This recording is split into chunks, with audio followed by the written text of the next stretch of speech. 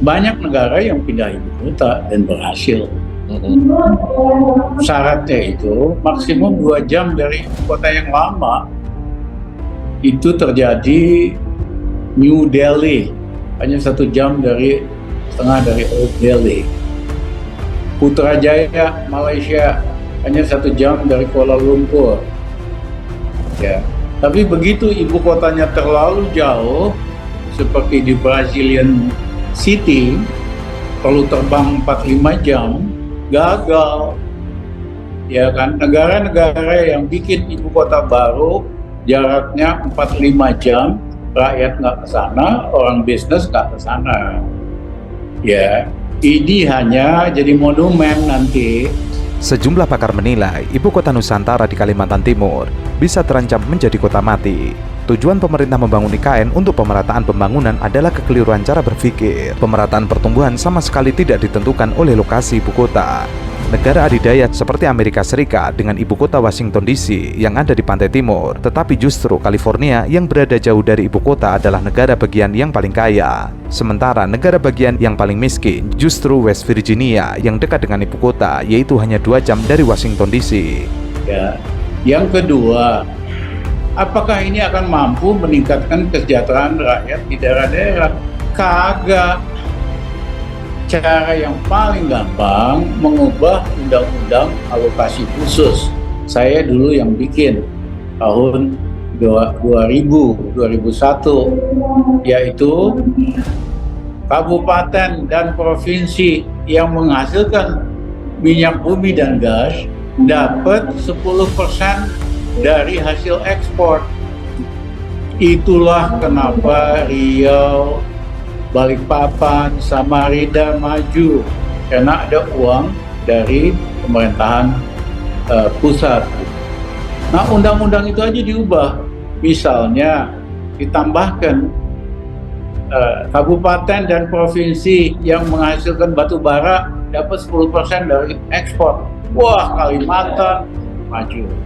Kota seperti organisme yang tumbuh menyerap sumber daya, melakukan proses produksi dan kemudian mati. Ada kota yang hidup dan mati, ada kota yang belum sempat hidup sudah mati. Pemindahan ibu kota atas pemerataan pembangunan adalah proyek yang tidak punya basis teknokratik dan cacat perhitungan.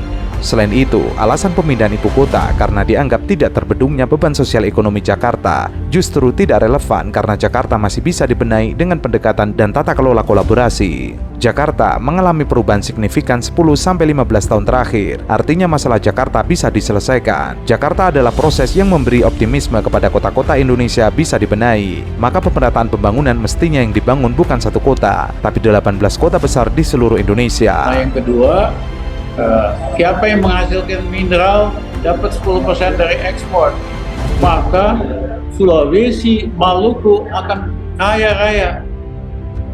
Yang punya sumber maritim, ikan atau rumput laut dapat 10% dari ekspor. Maluku dan daerah pantai lautnya akan kaya raya, rakyatnya makmur. Jadi mohon maaf Mas Jokowi, sampean itu melindurnya kebanyakan. Masa bikin istana bisa bikin makmur? Dan yang kedua, kurangi pajak. Hari ini kan pajak semua sama di seluruh Indonesia. Ya pengusaha tetap mau di Jawa. Tapi kalau kita beri pajak misalnya di NTT, ya kan, di Maluku cukup 10% aja daripada kagak ada. Ya pengusaha pindah ke Maluku, ke NTT. Sementara itu, pesimisnya Tiongkok berinvestasi di IKN setidaknya meloloskan Indonesia dari jebakan Cina. Cina lewat program inisiatif sabuk dan jalan santer secara internasional disebut jebakan jalur sutra. Beberapa negara telah terjebak utang Cina, seperti Mesir, terkait pemindahan ibu kota baru negara ini. Inisiatif sendiri terus dilobi oleh Presiden Jokowi lewat pertemuan berulang kali dengan Presiden Cina Xi Jinping di Beijing, ibu kota Cina. Hanya saja upaya itu tidak berhasil. Cina melihat bahwa IKN Nusantara tidak menjanjikan, alias tidak menguntungkan, karena lokasinya terisolasi dari keramaian. Ditambah, gelontoran utang Cina telah merambah ke banyak sektor, termasuk proyek kereta api cepat dan proyek jalan tol. Apalagi, penduduk Indonesia yang sekitar 270 juta merupakan pangsa besar bagi produk-produk Cina. Jadi mohon maaf Mas Jokowi, sampai ngelindur kebanyakan. Ini proyek abal-abal dan janji sampean kan berkali-kali udah nggak benar. Ini nggak pakai anggaran negara, proses kayak kereta api cepet. Yang terjadi semuanya sampai titik ini pakai anggaran negara. Terus Mas Jokowi panggil Taipan, ya mereka kan takut, mereka juga mau dapat sesuatu di luar itu. Disuruh investasi di IKN ya mereka mau, tapi mereka dapat sesuatu yang lebih mahal lagi di luar itu. Melunaknya Presiden Jokowi yang tidak mau bergegas pindah ke ibu kota Nusantara di Kalimantan Timur bisa menjadi pertanda buruk. Apalagi Jokowi sering memakai bahasa simbol. Pembangunan ibu kota Nusantara paling tidak membutuhkan dana 466 triliun rupiah karena luas IKN yang luasnya 4 kali Jakarta. Sampai saat ini, tidak ada investor dunia yang tertarik membangun IKN. Secara bisnis, memang tidak ada cuan di IKN. Apalagi jarak antara Jakarta dengan ibu kota Nusantara jauh, bahkan disebut yang terjauh di dunia. Ditambah lagi harganya mahal dan biasanya akan gagal. Nah, yang ketiga, ini kan kebangetan. Hak kepemilikan tanahnya diperpanjang sampai 160 tahun. Satu, ini lebih lama dari kekuasaan Inggris di Hong Kong yang cuma 90 tahun. Yang kedua, ini mendiskriminasi rakyat Indonesia di tempat lain yang hanya boleh memiliki tanah, ya, atau pakai hak APH, hak penguasaan hanya 30 tahun. Habis itu harus diperpanjang, belum tentu diizinkan. Kok orang asing, nanti kebanyakan pasti dari Beijing, dari Cina daratan, dikasih hak buat menguasai 160 tahun. Mas Jokowi ini melanggar prinsip daripada undang-undang kita, melanggar prinsip dari undang-undang agraria. Ingat loh, sampai itu nggak akan puasa terus, nggak usah ngabal-ngabalin lagi soal IKN ini. Jika mengandalkan APBN untuk membangun IKN, hal itu sangat tidak realistis.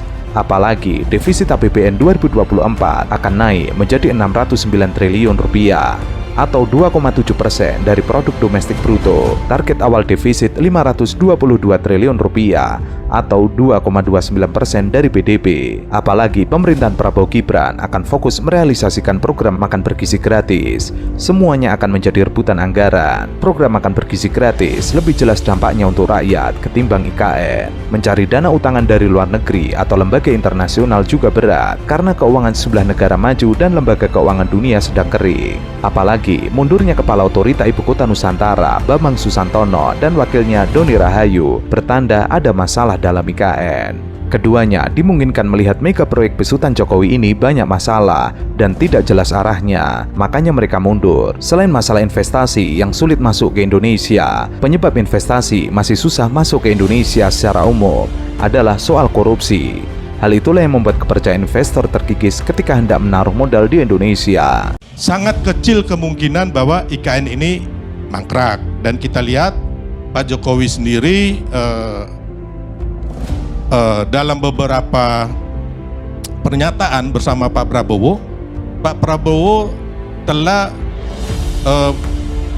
berjanji, dan itu semua ada media massa juga, bahwa Pak Prabowo akan melanjutkan IKN. Saya bayangkan aja bahwa setelah Presiden minta izin, proses politik pindah ibu kota itu. Sekarang kita uji lagi tuh. Setelah ibu kota pindah, asumsinya adalah jadi green city. Tapi dia lokasinya di tengah anak benua. Jadi you mesti pakai pesawat ke situ. Artinya frekuensi pesawat untuk tiba di ibu kota dari 100 kali sehari jadi 1000 kali sehari. Saya bayangkan berapa tahun ke depan itu. Jadi berapa banyak kebisingan yang dihasilkan yang mengganggu burung, ular, kecoa, cebong, kampret di anak benua itu. Saya bicara tentang environmental ethics. Berapa banyak private jet yang terpaksa mesti ke Kalimantan karena mesti KKN.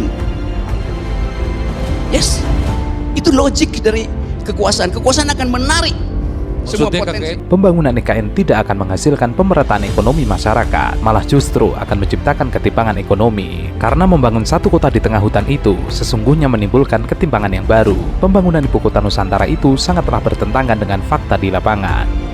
Apalagi, pembangunan kota baru hanyalah akan membuat ketimpangan dengan daerah sekitarnya. Jadi antara tujuan dengan langkah yang dikerjakan tidak nyambung. Membangun Indonesia tidak cukup dengan membangun satu kota, akan tetapi harus membangun dan membesarkan seluruh kota yang ada di Indonesia.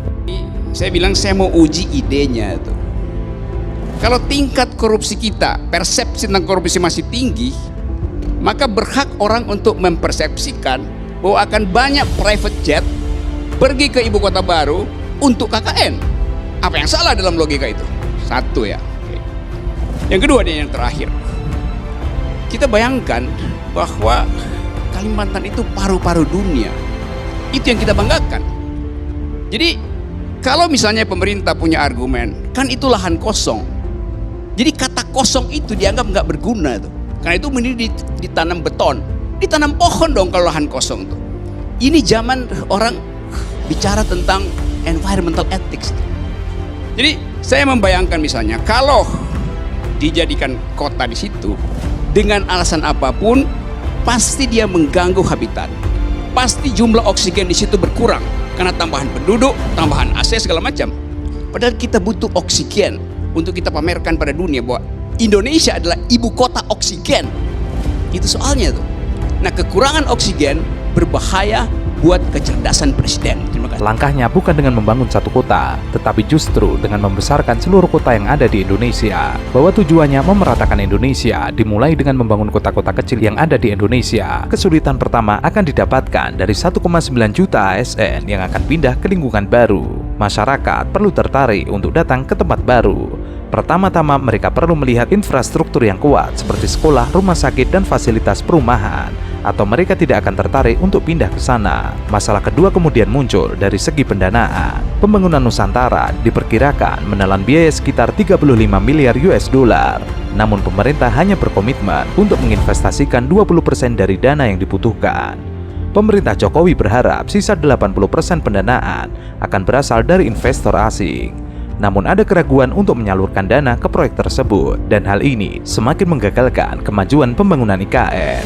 Anda ini semua serba carut-marut pemerintah itu, ya kan?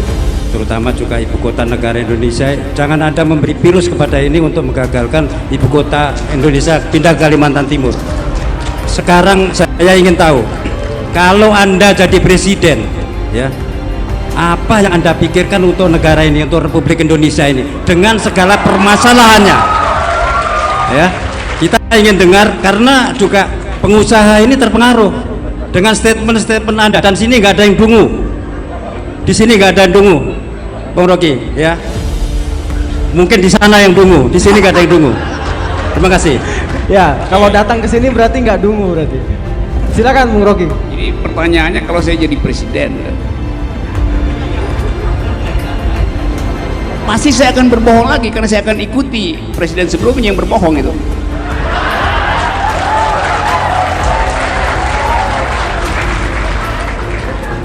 Justru tradisi itu kita mau hentikan supaya jangan tunggu orang jadi presiden untuk mengucapkan kebenaran. Saya nggak perlu tunggu jadi presiden untuk mengetahui bahwa setiap semen yang ditanam di ibu kota baru, sekian banyak cacing jenisnya punah, sekian banyak ular kabur dari situ. Dan satu waktu nanti di gua-gua yang ada di, kita bayangin 100-200 ribu tahun lagi, gua-gua yang ada di Sangkulirang itu bukan lagi tapak tangan, tetapi lukisan Pinocchio.